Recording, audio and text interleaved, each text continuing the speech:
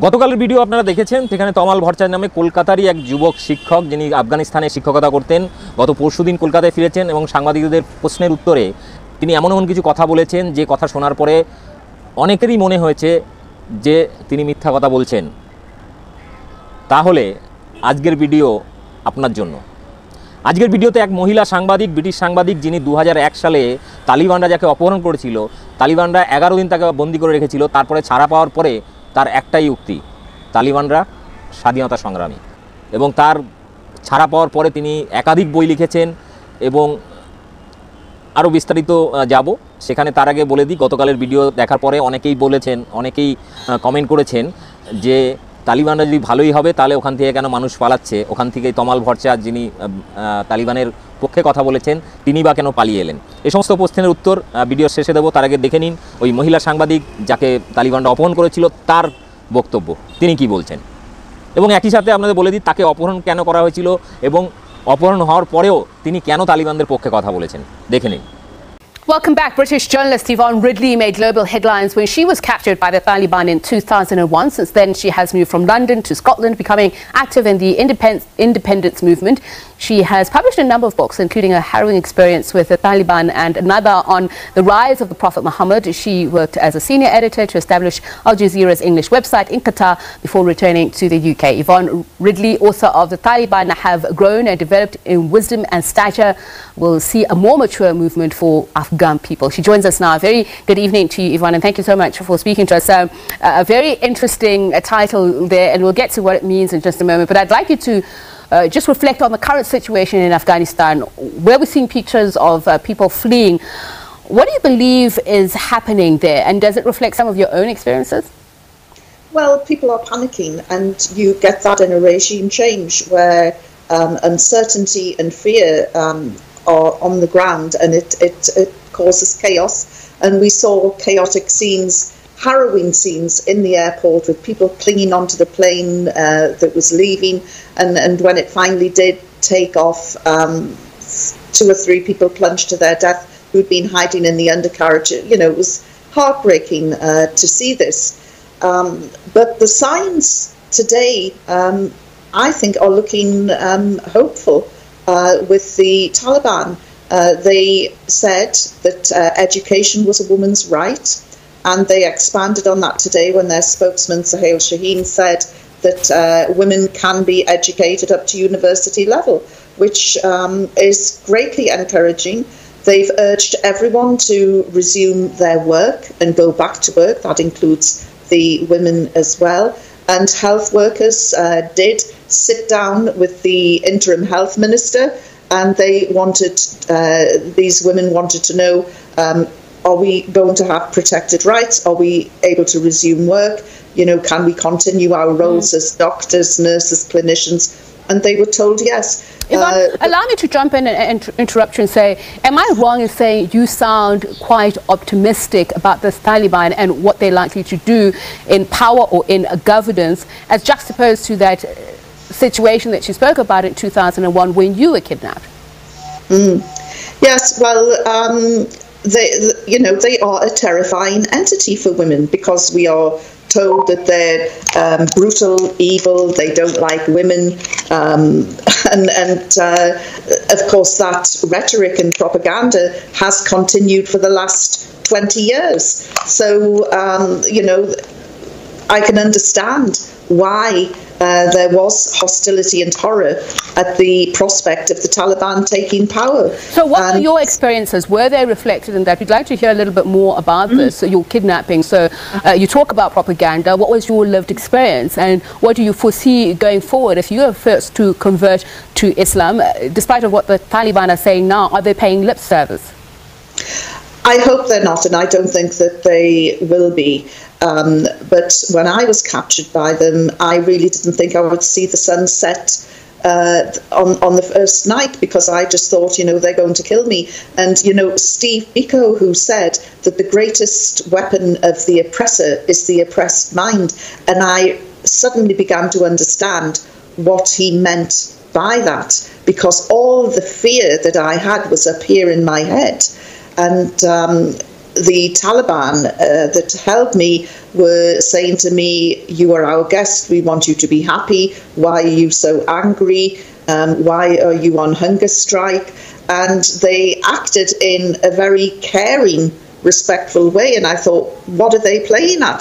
We know fine well that these people are brutal and evil, so why are they pretending to be nice? So are you saying they won you over, and is this what you expect for them to do with their detractors? I mean, you have spoken about how, for instance, they've been able to change the mind of networks around them, that the movement has realized that they have to expedite the economy, build good relations with neighbors.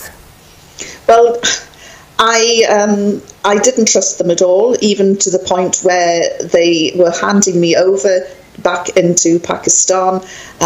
I thought that they would shoot me in the back. It was only once I was out of that harrowing experience that I realised that they had been respectful and courteous. So I started looking more into their movement, into their people, into how they began, how they started. And, you know, they never had ambitions to be in government. They never wanted to be in government. It was thrust upon them. This time, however, they wanted to take power, and they have done it in a much more mature way than a lot of people would have expected. It's such a pity we've run out of time. We'd have loved to speak to you more. A British journalist, Yvonne Ridley, she's the author and journalist, was captured by the Taliban in 2001. আপনাদের বলে দিই, আমি এটা তালিবানের পক্ষে বা বিপক্ষে এই ধরনের ভিডিও নয়, আপনাদের কাছে ইনফরমেশনগুলো, সত্যি খবরগুলোকে আপনার সামনে তুলে ধরার জন্যই এই ভিডিও। এখানে কেউ যদি বলেন আমি তালিবানের সমর্থন করছি, তাহলে আপনি ভুল বুঝবেন, কারণ আমি তালিবানের মতো কোনো ধর্মীয় দলকে বা আরএসএসের মতো কোনো ধর্মীয় দলকে আমি সমর্থন করি না, কারণ তাদের চিন্তাভাবনার একটা সংকীর্ণ জায়গাগুলো রয়েছে, তার বাইরে তারা বেরোতে পারে না। ফলে আমি সংকীর্ণ, আমি মুক্তমনা মানুষ, আমি মুক্তমনে চিন্তা করতে ভালোবাসি, মানুষকে সমান চোখে দেখি, কোনো ধর্ম বর্ণ জাতভেদ ভেদাভেদ আমি মানি না। ফলে কোনো ধর্ম বা কোনো কমিউনিটি যদি কিছু বলে যে আমাকে এটা মানতেই হবে, আমাকে কেউ বাধ্য করতে পারে না। এবং আজকের ভিডিও যে প্রশ্নগুলো আগের ভিডিওতে এসেছে, সেই প্রশ্নগুলোর উত্তর আপনাদের দিই। প্রথম হচ্ছে তমাল ভরসার সম্পর্কে বলা হচ্ছে সেও তালিবান হয়ে গেছে, তালিবানদের হয়ে কথা বলছে, একজন হিন্দু যুবক, একজন বাঙালি যুবক, তার সম্বন্ধে এখানকার মানুষ বলছে সে নাকি তালিবানি হয়ে গেছে। এবার প্রশ্ন হচ্ছে তিনি কেন পালিয়ে এলেন। প্রথমত আপনারা জানেন কেন্দ্রীয় সরকার ওখানে যখন গত 15 তারিখে যখন তালিবানরা তারা ক্ষমতা দখল করে, তারপরে ভারত সরকার মনে করে যে সেখানে ভারতীয়দের থাকা সুরক্ষিত নয়, অতএব তাদেরকে দেশে ফেরত আনা উচিত। সেই জন্য কেন্দ্রীয় সরকার লাগাতার বিমান পাঠিয়েছে এবং সেখানে ভারতীয় যারা আছে তাদেরকে নিয়ে এসেছে। এবং এখানে দেখুন সরকারি নির্দেশ ছিল, ফলে এখান থেকে তাদের আসতে হয়েছে। এখানে নিজের ইচ্ছা অনিচ্ছার ব্যাপার নেই, এখানে আসতেই হয়েছে। কিন্তু আপনারা তমালবাবুর আজকের বিভিন্ন পত্রপত্রিকায় তার ছবিসহ সাক্ষাৎকার বেরিয়েছে, সেখানে আপনি দেখতে পাবেন সেখানে একটা কথা বলেছে যে আপনারা কেন যাচ্ছেন। তালিবানরা বারবার বলছে আপনারা কেন যাচ্ছেন, আপনারা থেকে যান, আপনারা যেখানে যেভাবে কাজ করছিলেন সেখানে থেকে যান। কিন্তু তা সত্ত্বেও তারা চলে এসেছে, যেহেতু সরকারি নির্দেশ, সরকার থেকে আসতে বলা হয়েছে দেশে ফেরত।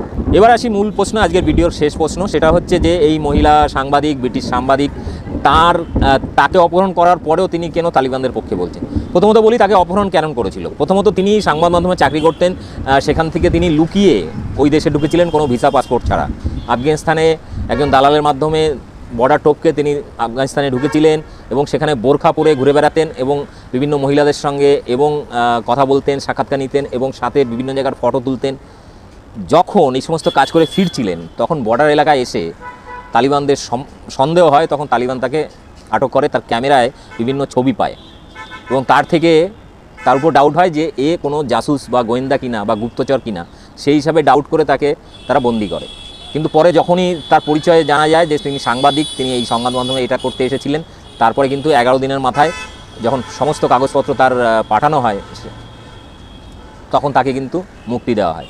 মুক্তি পাওয়ার পরেই তিনি একটি বই লেখেন, in the hands of Taliban, এবং সেই বইটি এতটাই জনপ্রিয় হয় এবং বইটাতে কিন্তু কোনো নেগেটিভ এমন কিছু লেখেননি যে তালিবানদের বিরুদ্ধে, তিনি কিন্তু পুরোটাই পজিটিভ লিখেছেন। তারপরে একাধিকবার তিনি তালিবানে গেছেন, মানে তালিবানদের সঙ্গে দেখা করতে গেছেন, আফগানিস্তানে গেছেন বহুবার, এবং তারপরেও ধারাবাহিক তার অভিজ্ঞতা নিয়ে বই লিখেছেন, একাধিক বই লিখেছেন।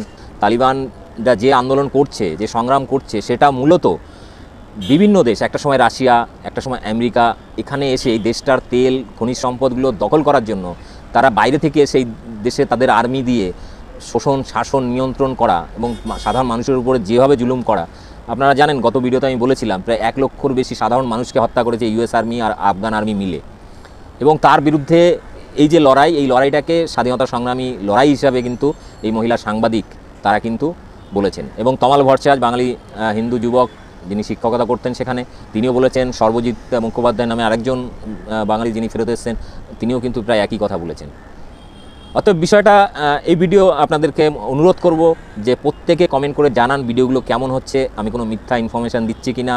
যদি মনে হয় আপনারা প্রশ্ন করুন, মতামত দিন, এবং পরবর্তী ভিডিওতে আপনারই প্রশ্নের উপর ভিত্তি করে হয়তো ভিডিওটা আরও তথ্যবহুল আপনাদের সামনে পরিবেশন করব।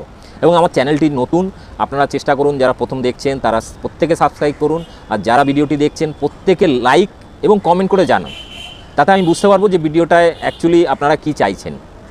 সবাইকে ধন্যবাদ, ভালো থাকবেন, সুস্থ থাকবেন, অবশ্যই গদি মিডিয়া থেকে সচেতন থাকবেন।